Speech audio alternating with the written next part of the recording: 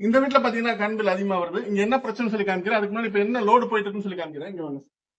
Coming by. இப்போ total kilowatt பாத்தீங்கன்னா 283 watts. அதாவது இது பாத்தீங்கன்னு சொன்னா 4 மணி நேரத்துக்கு ஒரு யூனிட், ஒரு நாளைக்கு 5 யூனிட் வந்து இது வந்து கன்சியூம் பண்ணிட்டு இருக்கு.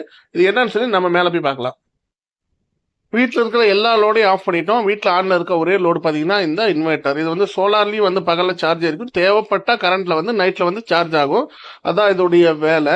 இப்ப பாத்தீங்கன்னா இது வந்து 3 kV 36 வோல்ட். இது பேட்டரி எப்படி இருக்குன்னு சொல்லி உங்களுக்கு காமிக்கிறேன் பாருங்க. 36 வோல்ட் வந்து நம்ம பேட்டரியில அவுட்புட்ல வரணும். ஆனா பேட்டரியில என்ன வருதுன்னு சொல்லி நீங்களே பாருங்க. தெரியும் பாத்து. இப்ப பாத்தீங்கன்னா பேட்டரி காமிச்சிருங்க. ரெண்டு ப்ரோபிங் காமிச்சிருங்க. அங்க வச்சது காமிச்சிருங்க ப்ரோப். அப்ப நம்மளுக்கு பாத்தீங்கன்னா 36 வோல்ட் வரணும். இது வந்து பாத்தீங்கன்னா வெறும் 15 வோல்ட் தான் இருக்கு.